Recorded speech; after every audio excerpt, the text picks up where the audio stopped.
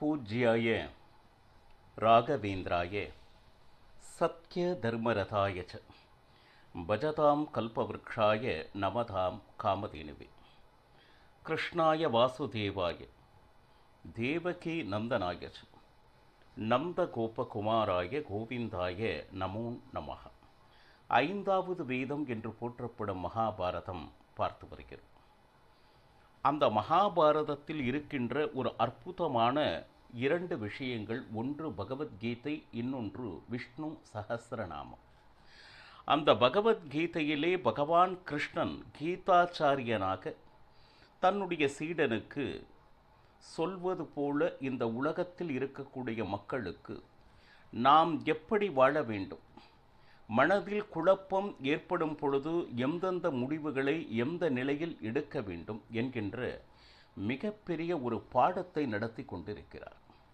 இப்போ இரண்டாவது அத்தியாயம் பார்த்து வருகிறோம். இரண்டாவது அத்தியாயத்தில் நம்மை தெளிய வைக்க, அதாவது இந்த தேகம் வேறு, ஆத்மா வேறு. ஆத்மாவுக்கு என்றுமே அழிவில்லை, சாவில்லை. தேகமானது நிச்சயமாக நம் கண்முன்னே ஒரு பருவத்தில் இருக்கிறது.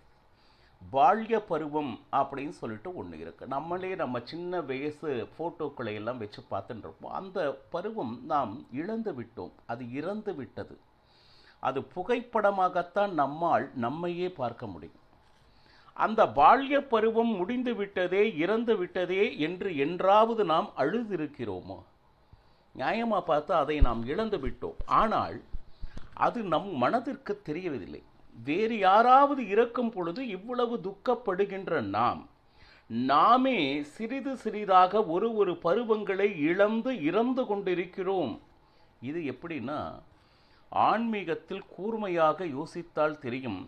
ஒரு பருவத்தில் நாம் இழந்து கொண்டிருக்கிறோம். முதுமை பருவத்தை தொட்டு கொண்டிருக்கிறோம். ஒரு நாள் இல்லை ஒரு நாள் இந்த உலகத்தை விட்டு பிரிய போகிறோம். இது ஒரு சோகமான விஷயம் இல்லை, யதார்த்தமான ஒரு விஷயம். எல்லாருடைய வாழ்க்கையும் நாம் இதை சந்தித்தே ஆக வேண்டும். இதற்காக துக்கப்படுவதால் எந்த பலனும் இல்லை. இது இயற்கையினுடைய நீதி, பகவானால் வகுக்கப்பட்டது. இதைத்தான் ஞானிகள் அறிந்து கொண்டு, வாழ்வின் நிலையாமையை புரிந்து கொண்டு, வாழும் காலத்திலேயே இறைவனை தேடுவது எப்படி, அதற்கு உண்டான யோகங்கள் மார்க்கங்கள் எது இருக்கிறதோ அதை கடைபிடித்து அதன்படி வாழ அவர்களை பக்குவப்படுத்திக் கொள்கின்றனர். ஆனால் நாம் ஏதோ ஒரு காரணத்தில், ஏதோ ஒரு மயக்கத்தில் பொருள் ஈட்டுவதற்காக படிப்பு, அதற்காக ஒரு வேலை, அதற்காக ஒரு சம்பாத்தியம், இப்படியே நம்மளுடைய வருடங்கள் முடிந்து விடுகின்றன. இப்போ நம்மளுடைய காலத்தை முடித்து நாம் இறந்து யமதர்மராஜனிடம் போகிறோம் வைக. அவர் நிறைய கேள்வி கேட்கிறார். என்ன கேள்வி கேட்கிறார்னா, நீ லோகத்துக்கு போனையே, என்ன செஞ்ச சாதனை? கரெக்ட். நாம் சொல்கிறோம், நான் எவ்வளோ பெரிய படித்தேன் தெரியுமா? சரி. எல்லாத்துலேயுமே முதல் மதிப்பெண் பெற்றேன். சரி. உயர்ந்த பதவியில் இருந்தேன். சரி. கை நிறைய சம்பாதித்தேன். சரி. திருமணம் புரிந்து கொண்டு எனக்கு 2 குழந்தைகள், அவர்களையும் உயர்ந்த படிப்பை படிக்க வைத்தேன். சரி.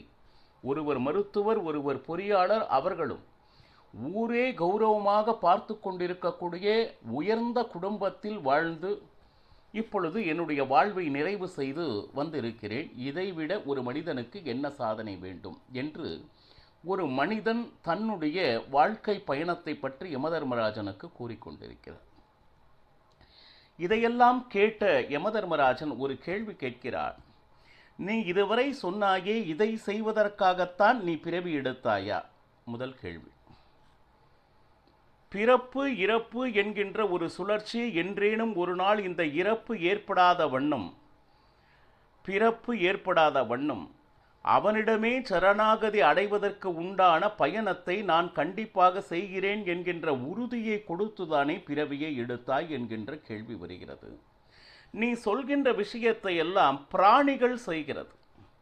எந்த ஒரு பிராணியுமே தன்னுடைய இணையுடன் சேரு தன்னுடைய குழந்தைகளுக்கு உணவளித்து எப்படி உணவை எடுக்க, பருக வேண்டும் என்று அந்த பாசத்தோடு அதை வளர்க்கிறது. ஒரு பிராணியும் செய்தது நீயும் செய்தாய், இதில் நீ என்ன விசேஷமாக செய்தாய் எனக்கு ஒன்றும் புரியவில்லை. ஒரு தாய் தந்தை தன்னுடைய குழந்தையை வளர்த்து உயர்ந்த ஆளாக்குவது அப்படின்னு ஒரு பிராணி செய்யக்கூடிய செயல். நீ வெளி உலகத்தில் இருக்கக்கூடிய படிப்பு, சம்பாத்தியம், வீடு, வாசல், சுகம், இதை பற்றி சிந்தித்தாயே.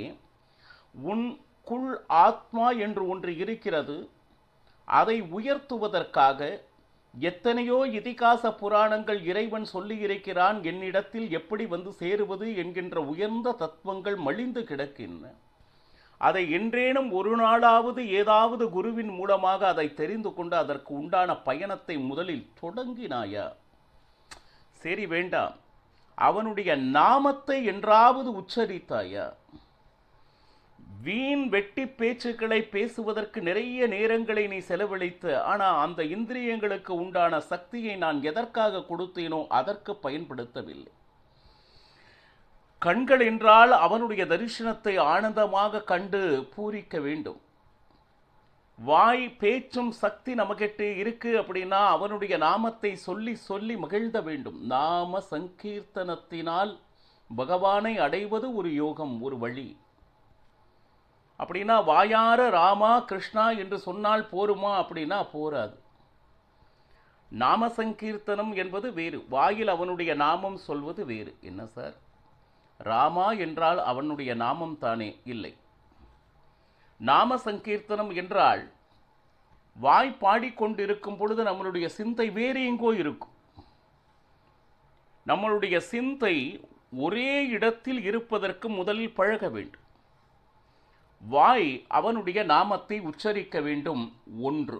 சரி, அந்த நாமத்தை உச்சரிக்கும் பொழுது உங்களுடைய ஹிருதயத்தில் எந்த சுவாமியை பற்றி பாடுகிறீர்களோ அந்த உருவமானது நிலைத்திருக்க வேண்டும். உதாரணத்திற்காக ஸ்ரீராமச்சந்திரனை பற்றி பாடல்கள் இருக்கிறது என்றால் உங்களுடைய ஹிருதயத்தில் சாக்ஷாத் ராமச்சந்திரமூர்த்தி ஹிருதயத்தில் நிலைத்திருக்க வேண்டும். அந்த நாம சங்கீர்த்தனம் முடியும் வரை, இல்லை அந்த பாடல் முடியும் வரை.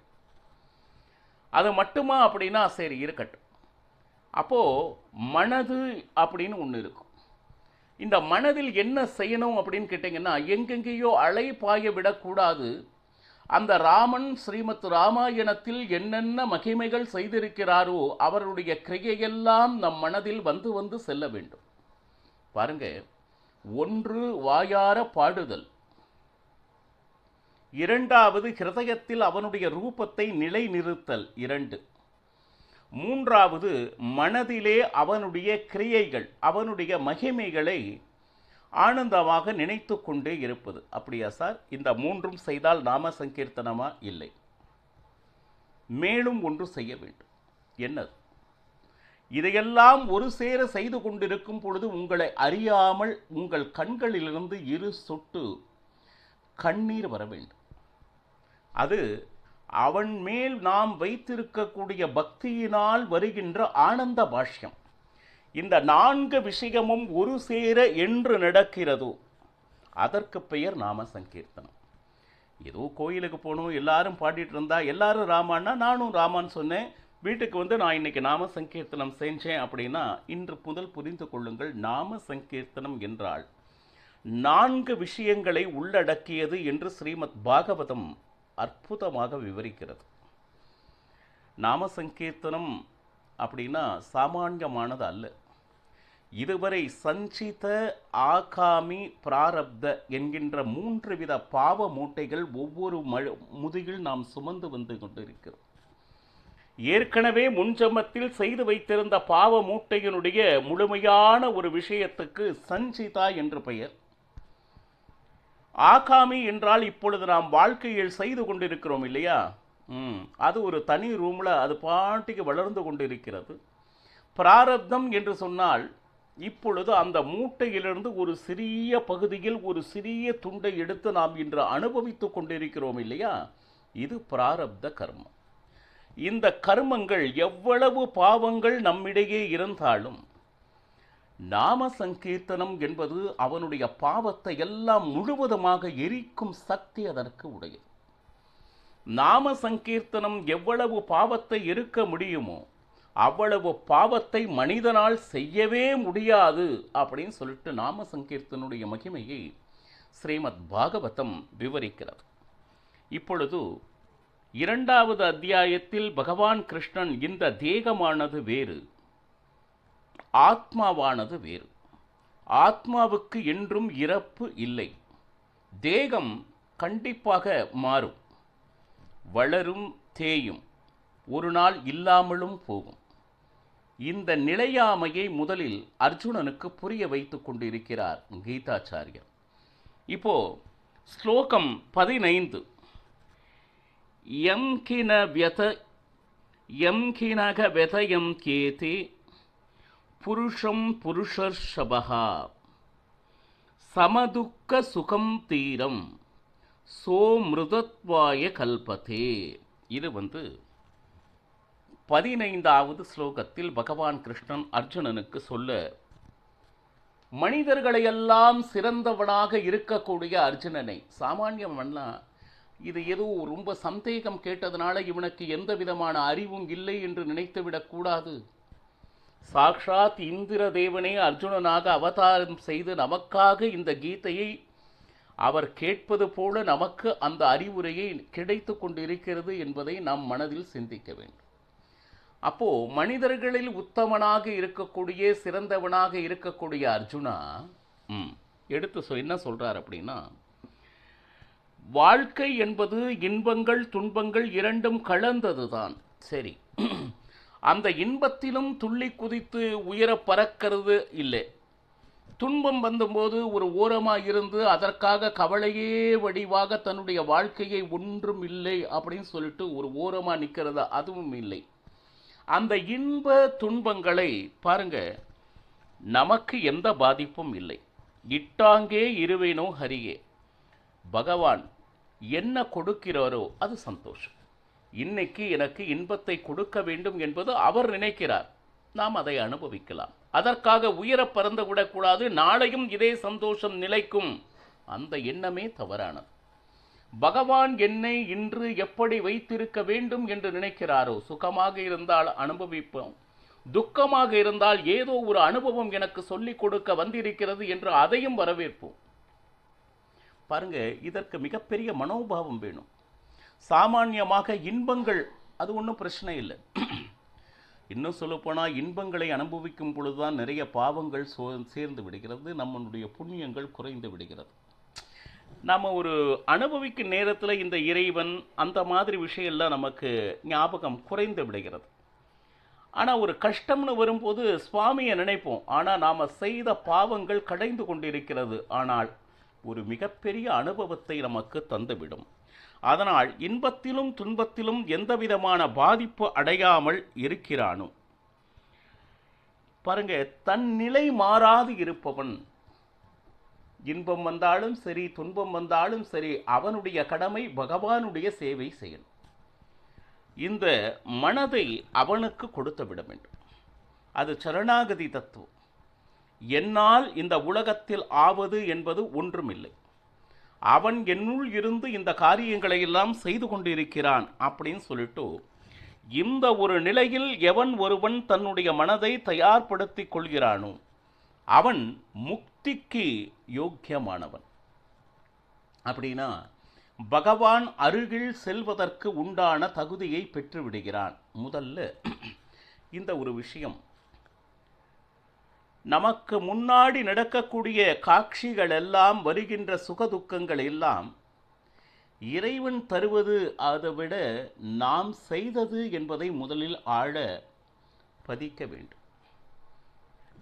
சார் விவசாயம் செய்கிறார், ரைட், கரும்பு எதிர்பார்த்து கரும்பை விதைக்கிறார், கரும்பு தான் அறுவடையாகும். நீங்கள் நிறைய புண்ணியங்களை ஒரு காலத்தில் செய்து புண்ணியத்தை வைத்திருந்தால் நிச்சயமாக உங்களுக்கு நல்லதுதான் நடக்கும். அதே போல நீங்கள் செய்கின்ற ஒரு தவறுகள் இருக்கின்ற, யாரும் பார்க்கல அப்படின்னு நாமளாக நினைத்து கொண்டிருக்கிறோம். ஆனால் 12 விஷயங்கள் தினசரி நம்மளை கண்காணித்து கொண்டிருக்கின்றன. மேலே இருக்கக்கூடிய ஆகாசம், சூரியன், சந்திரன், அக்னி, வாயு, இப்படி பலவிதமான இயற்கையான விஷயங்கள் அந்த தேவதைகள் நீ செய்கின்ற நல்லவற்றையும் சரி கெட்டவற்றையும் சரி கூர்மையாக கவனித்து வருகின்றன. இப்ப சாமான்யமாக இந்த உலகத்தில் நாம் ஏதோ சில விஷயங்களை ஏமாற்றுவது போல இறைவனிடம் நாம் ஏமாற்றி விடலாம் என்பது மிகப்பெரிய தவறான கணக்கு ஆகிவிடும் பக்தர்களே. நீங்க யாரை ஏமாத்தினாலும் உங்களுடைய மனசாட்சியை தொட்டு பாருங்க. ஒரே ஒரு நாள்ல வேஷம் எல்லாம் போட்டு மிகப்பெரிய பக்தனாக உங்களை நான் காமிச்சு கொடுத்துடலாம். அடேங்கப்பா, என்ன நாமம், என்ன சமாச்சாரம், வஸ்திரம், அதை பார்த்தா அவரை பார்த்தாலே கையெடுத்து கும்பிடுற மாதிரி இருக்கு அப்படின்னு சொல்லிட்டு ஒரே ஒரு நாள் அந்த வேஷ பூஷணங்களை எண்ணி அருகில் இருப்பவர்களை நம்ப வைத்து விடலாம். ஆனால் உங்கள் மனசாட்சி என்று ஒன்று இருக்கு. அது உங்களை கேள்வி கேட்டுக்கொண்டே இருக்கும் பக்தர்களே. நீங்க வேற யாரும் உங்களுக்கு தண்டனை தருபவர்களை வெளியில் இருந்து கூட்டி வர வேண்டாம். உங்கள் மனது கேட்கின்ற கேள்விக்கே உங்களால் பதில் சொல்ல முடியாது பக்தர்களே. இந்த மாதிரி ஒரு அமைப்பை இறைவன் நமக்கு கொடுத்திருக்கிறான். எந்த ஒரு நிலையிலும் மனதனை சுக துக்கங்களிலும் சமமாக பாவிக்கக்கூடிய அந்த ஒரு நிலை யாரிடம் இருக்கிறதோ முதல் அவன் முக்திக்கு யோக்கியமானவாக இருக்கிறான் என்று 15வது ஸ்லோகம் நமக்கு கூற வருகிறது. அடுத்து என்ன என்பதனை நாளையும் பருகலாம். சர்வம் ஸ்ரீ கிருஷ்ணார்ப்பணமஸ்து. ஹரே ஸ்ரீனிவாசன்.